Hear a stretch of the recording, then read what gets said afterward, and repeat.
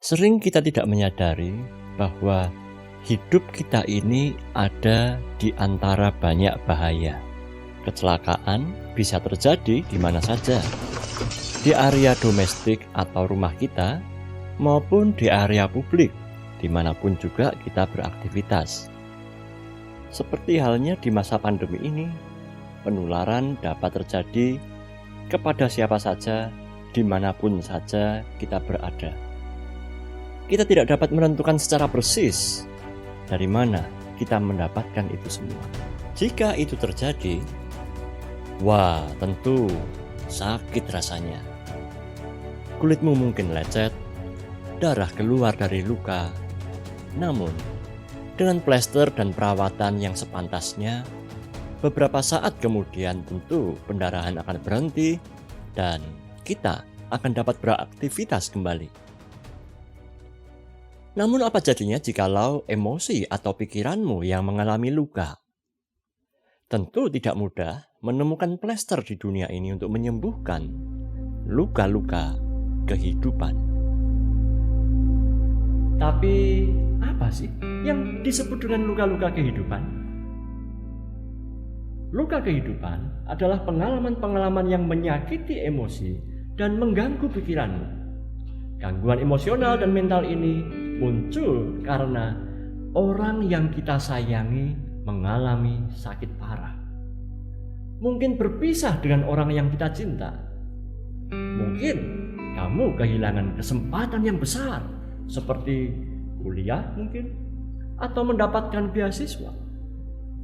Sehingga terjadi perubahan hidup yang drastis dalam hidupmu, seperti bangkrutnya orang tua, mungkin juga karena pertengkaran orang tua yang berujung dengan perceraian, bullying, pelecehan, luka fisik yang mengakibatkan cacat tetap, atau rasa bersalah karena pernah mencelakai orang lain yang selama ini masalahnya kamu belum pernah selesaikan. Seperti yang terjadi pada kisah hidup Yakub yang menjadi bahan refleksi pada hari ini. Pengalaman kecewa itu bisa saja terasa simpel bagimu, sehingga akan segera sirna dan engkau merasa sembuh dari kesedihanmu. Namun jika pengalaman menyakitkan itu menghantam psikologismu dengan sangat kuat sedemikian rupa, sehingga engkau sulit melupakan atau menghadapinya, maka kamu sedang mengalami trauma psikologis atau luka kehidupan. Batinmu terasa terluka dan perih itu masih terasa hingga bertahun-tahun lamanya. Apa sih tanda-tandanya ketika kamu mengalami trauma atau luka kehidupan? Yang pertama, pola makanmu jadi tak karuan. Kadang-kadang terasa enggan untuk makan karena toh hidup ini tiada harapan. Jadi, apa gunanya makan? Namun kadang engkau makan tanpa aturan. Asam lambung meningkat, menwujudkan rasa lapar dan nafsu makan itu menjadi berlebihan karena aktivitas makan memacu kelenjar dalam otakmu untuk mengeluarkan hormon dopamin yang berfungsi meredakan stres atau tekanan. Yang kedua, ketika engkau mengalami luka-luka dalam batinmu, engkau mungkin akan sering mengalami flashback masa lalu. Padahal engkau sedang mengerjakan aktivitas hari ini. Engkau dihantui oleh rasa sedih atau rasa kecewa karena kesalahan atau kejadian yang kau sesali. Engkau mengalami mood swing dengan emosi yang meledak-ledak tak terkendali. Kadang engkau bisa tertawa, namun mendadak engkau menangis oleh karena tawamu tadi. Engkau bisa menjadi lebih sensitif dan mudah marah. Atau bahkan engkau menjadi kurang percaya diri dan menilai rendah prestasimu sendiri. Sebaliknya, engkau menutupi rasa kurang percaya dirimu dengan cara merendahkan orang lain menurut kata-katamu yang tajam dan menyakitkan. Hatimu dipenuhi oleh amarah, pergolakan batin dan dendam, karena menurutmu dunia ini sangatlah kejam. Engkau merasa tak tentram. Engkau merasa kesepian di tengah keramaian. Atau pikiranmu terasa gaduh saat kamu sendirian? Engkau merasa sulit untuk mengungkapkan perasaanmu dan merasa orang lain susah untuk memahamimu. Yang tinggal kini hanyalah rasa sepi, sendiri, dan hampa. Itulah kenapa engkau merasakan gangguan pola tidur, susah untuk memejamkan mata tatkala orang lain terlelap, dan enggan beranjak dari tempat tidur tatkala orang lain sedang memacu produktivitas. Nah, sebagian tanda-tanda tadi terungkap melalui hidup Yakub dalam refleksi sabda hari ini, yaitu dalam kitab Kejadian pasal 32 ayat 22 sampai 32. Mengapa Yakub mengalami luka-luka hidup seperti ini? Siapakah Yakub sebenarnya? Yakub adalah seorang penipu. Ia pernah menipu Ishak ayahnya dan Esau kakaknya dalam urusan warisan berkat kesulungan. Oleh karena tipu muslihatnya, hidup Esau tidak seberhasil hidupnya saat ini. Ia juga pernah menipu Laban pamannya untuk urusan kambing domba.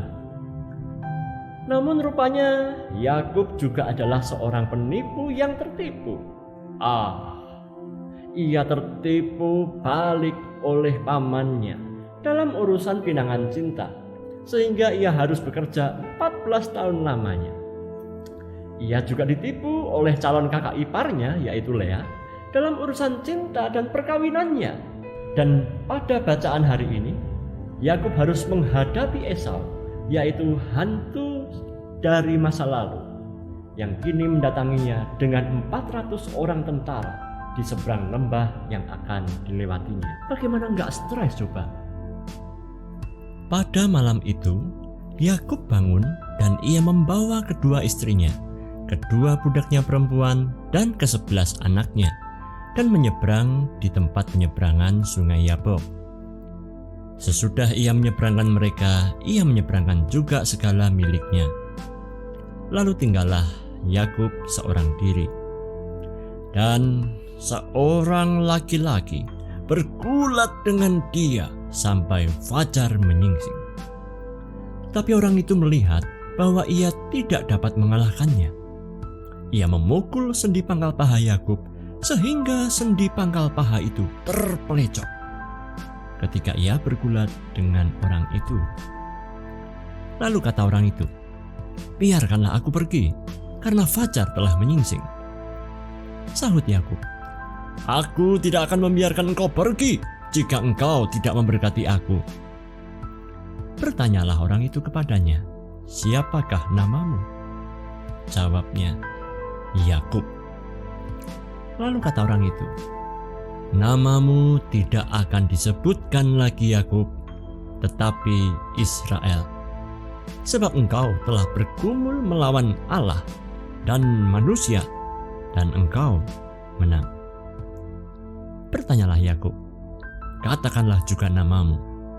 Tetapi sahutnya, "Mengapa engkau menanyakan namaku?" Lalu diberkatinyalah Yakub di situ. Yakub menamai tempat itu Peniel, sebab katanya, "Aku telah melihat Allah berhadapan muka, tetapi nyawaku tertolong." Lalu tampaklah kepadanya matahari terbit ketika ia telah melewati Peniel, dan Yakub pincang karena pangkal pahanya. Itulah sebabnya sampai sekarang orang Israel tidak memakan daging yang menutupi sendi pangkal paha, karena dia telah memukul sendi pangkal paha Yakub pada otot pangkal pahanya. Jadi, siapakah sebenarnya sosok lelaki yang bergulat sangat hebat dengan Yakub hari itu? Tak lain dan tak bukan, sebenarnya adalah sosok Yakub sendiri. Yakub bergulat dengan dirinya sendiri, dengan semua kesalahan di masa lalu yang menghantuinya. Yakub ingin melarikan diri sejauh mungkin dari rasa bersalahnya, seperti yang sudah dilakukannya. Bahkan Yakub ingin lari dari hadirat Allah, menjauh darinya. Namun nurani Yakub memukul sendi pangkal paha Yakub, sehingga Yakub tidak dapat lagi berlari dari kenyataan. Nurani Yakub menginginkan perubahan dalam dirinya, dan hal itu juga disaksikan oleh hadirnya Tuhan Allah, Sang Penentu nasib dan jalan hidup. Nah, sosok nurani ini yang menginginkan agar Yakub menghadapi kesalahan masa lalunya dan menjalani hidup yang baru dengan identitas yang baru. Itulah titik balik kehidupan perubahan Yakub. Yakub tidak lagi takut untuk mengaku, "Ya, saya adalah seorang penipu." Tapi itu dulu. Kini, aku adalah Israel, yang artinya kepunyaan Tuhan, yang hidupku sesuai dengan aturan Tuhan, yang sudah bertobat dari jalan hidup yang penuh muslihat, yang siap berjalan bersama dengan Tuhan untuk berdamai dengan kakakku Esau. Apapun yang terjadi, aku akan hadapi. Dan sekali lagi ingat, Tuhan Allah yang turut hadir dalam pergumulan itu. Allah menyaksikannya. Itulah mengapa ayat ke-28 menyebut bahwa Yakub bergulat melawan Allah dan manusia, dan Yakub menang. So, daripada kamu terus-menerus meratapi hidupmu dengan penuh kesedihan, daripada kamu terus-menerus berlari tiada henti untuk menghindari kenyataan, lebih baik sekarang hadapilah rasa pahit kesalahanmu, kekecewaanmu, memori masa lalumu yang tidak dapat diubah seindah khayalan, dan beranilah menghadapi kenyataan. Temui orang yang kepadanya kamu pernah bersalah dan mintalah maaf kepadanya.